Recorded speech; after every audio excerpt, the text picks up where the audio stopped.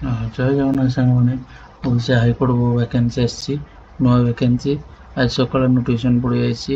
Odisha high court କେମିତି ଦେଖିବେ, www.ଓଡ଼ିଶା high court ମାରିବେ ତ ଆପଣଙ୍କୁ ଏମିତି ଡିସପ୍ଲେ ଶୋ କରିବ। ତ କଲା ବାଦେ ଇମ୍ପୋର୍ଟାଣ୍ଟ ନୋଟିସ୍ ଲେଖା ହେଇଛି ସେଠି ତଳକୁ ପଳାଇବେ, ଭିଓଲ୍ ମାରିଦେବେ। ଭିଓଲ୍ ମାରିସାରିଲା ବାଦେ ଏଠି ଦେଖନ୍ତୁ ରିକ୍ରୁଟମେଣ୍ଟ ଜୁନିୟର ଷ୍ଟେନୋଗ୍ରାଫ ପଳେଇ ଆସିଛି, ଦେଖିଦେବେ। ତ 4/9 ଏଠି ଦେଖନ୍ତୁ ତା କ୍ୱାଲିଫିକେସନ୍ କ'ଣ ରହିଛି, ଏଜ୍ କ'ଣ ରହିଛି, ସବୁ ଏଇ ଗୋଟିଏ ଭିଡ଼ିଓ ଜାଣିବା। ତ ଦେଖନ୍ତୁ ଡେଟ୍ ପଡ଼ିଯାଇଛି 4/9/2025, ମାନେ ଆଜି ହିଁ ଆଇଛି ଏଠି ସାଇଟ୍କି। ତ ଆପ୍ଲାଏ ଡେଟ୍ କେଉଁ ଦିନ, ତା ଲାଷ୍ଟ ଡେଟ୍ କେଉଁ ଦିନ? ଆପ୍ଲାଏ ଡେଟ୍ ରହିବ 9 ସେପ୍ଟେମ୍ବର 2025, ଲାଷ୍ଟ ଡେଟ୍ ରହିବ 9 ଅକ୍ଟୋବର 2025। ତ ସାଲାରୀ ରହିବ 25,500ରୁ 81,100, ମିନିମମ୍ଟା 50,000ରୁ 40,000 ଭିତରେ ଷ୍ଟାର୍ଟିଂ ରହିବ ସାଲାରୀ। ପୋଷ୍ଟ ହେଉଛି ଷ୍ଟେନୋଗ୍ରାଫ, ଜୁନିୟର ଷ୍ଟେନୋଗ୍ରାଫ। ତ ଭ୍ୟାକେନ୍ସି କେତେ ରହିଛି ଦେଖିବା ଆସନ୍ତୁ। ତ ଏସି ବିସି ପିଲାଙ୍କ ପାଇଁ 5ଟା ପୋଷ୍ଟ, ଏସଟି ପିଲାଙ୍କ ପାଇଁ 12ଟା, ଏସି ପିଲାଙ୍କ ପାଇଁ 8ଟା। ତ ଓମେନ୍ ପୋଷ୍ଟ ବି ଅଛି 2ଟା, ଏସି ବିସି ଏସଟି 4ଟା, ଏସି 3ଟା। ଟୋଟାଲ୍ ପୋଷ୍ଟ ଅଛି 25ଟା ମେଲ୍ ପିଲାଙ୍କ ପାଇଁ, ଫିମେଲ୍ ଅଛି 9ଟା, PW 2ଟା, ଏକ୍ସ ସର୍ଭିସମ୍ୟାନ୍ 2ଟା। ତ ଏଇଟା ଭ୍ୟାକେନ୍ସି ଦେଖିଦେଲେ।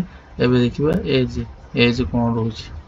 ଚାଲନ୍ତୁ, ଏଜ୍ ରହିବ 21ରୁ 32 ବର୍ଷ, ଏଜ୍ ରିଲାକ୍ସନ୍ 5 ବର୍ଷ ରହିବ। SC ST PW ଲେଖା ହେଇଛି, ଦେଖିଦିଅନ୍ତୁ PW ଲେଖା ହେଇଛି 10 ବର୍ଷ। ତ ଏ ଅନୁସାରେ ଏଜ୍ ରିଲାକ୍ସନ୍ ସରିଗଲା। ତ କ୍ୱାଲିଫିକେସନ୍ କ'ଣ ରହିବ? କ୍ୱାଲିଫିକେସନ୍ ରହିବ education qualification +3 pass, BTech, BA, MBA ଯାହା ବି କରିଥିବେ, ବ୍ୟାଚଲର ଡିଗ୍ରୀ। ତ +3 ଏବେ ଯେଉଁ ରିସେଣ୍ଟଲି ପାସ୍ ହେଇଥିବେ ତାଙ୍କର ମାର୍କସିଟ୍ ପଳେଇ ଆସିଥିବ, ସେମାନେ ବି ଆପ୍ଲାଏ କରିପାରିବେ ପ୍ରୋଭିଜନାଲ୍ ସାର୍ଟିଫିକେଟ୍ ଦେଇକି।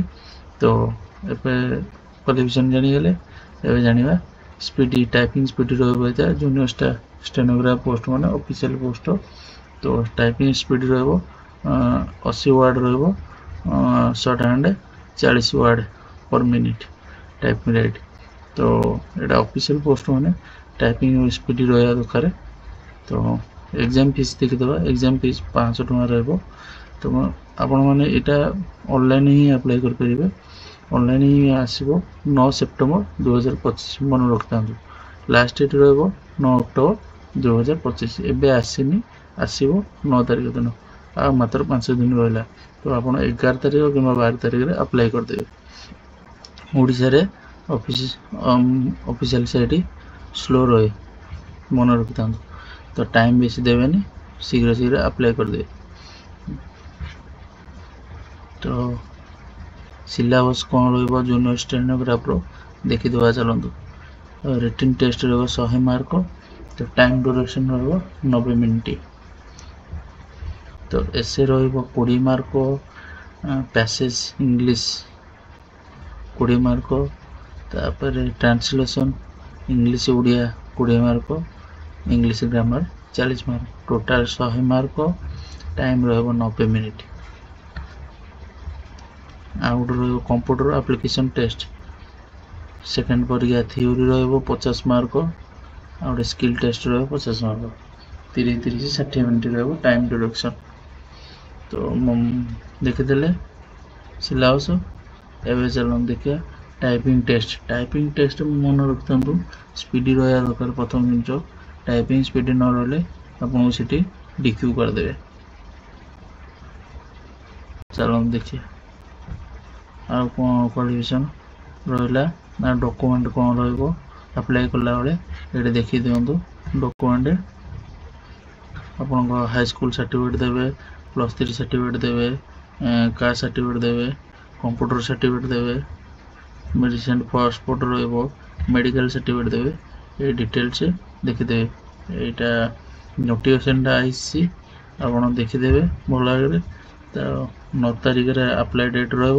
ଜଲ୍ଦି ଆପ୍ଲାଏ କରିବେ, କାହିଁକିନା ଅଫିସିଆଲ ୱେବସାଇଟ୍ ଓଡ଼ିଶାର ବହୁତ ସ୍ଲୋ ରହେ। ତ 9 September 2025 apply date, last date ରହିବ 9 ଅକ୍ଟୋବର 2025। ଏ ଭିତରେ ମାସେ ଟାଇମ୍ ରହିବ, ମାସେ ଭିତରେ ଆରାମସେ ପକାଇଦେବେ। ତ ଚାଲାଣ ରହିବ ଆପଣଙ୍କୁ 500 ଟଙ୍କା। ଚାଲାଣ 500 ଟଙ୍କା ରହିବ। ଭଲ ପୋଷ୍ଟ ଅଛି, ଜଲ୍ଦି ଜଲ୍ଦି ପକାନ୍ତୁ। ଯଦି ଆପଣମାନଙ୍କର କ୍ୱାଲିଫିକେସନ୍ ଅଛି +3 ତାହେଲେ ଆପଣ ପକାଇଦେବେ। ଯଦି ଆଉ ସାଙ୍ଗମାନଙ୍କର ହେଉଛି +3 ହେଇଯାଇଛି ତାଙ୍କମାନଙ୍କୁ ଭିଡ଼ିଓ ସେୟାର କରିବେ, ତ ଗ୍ରୁପ୍ରେ ସେୟାର କରିଦିଅନ୍ତୁ।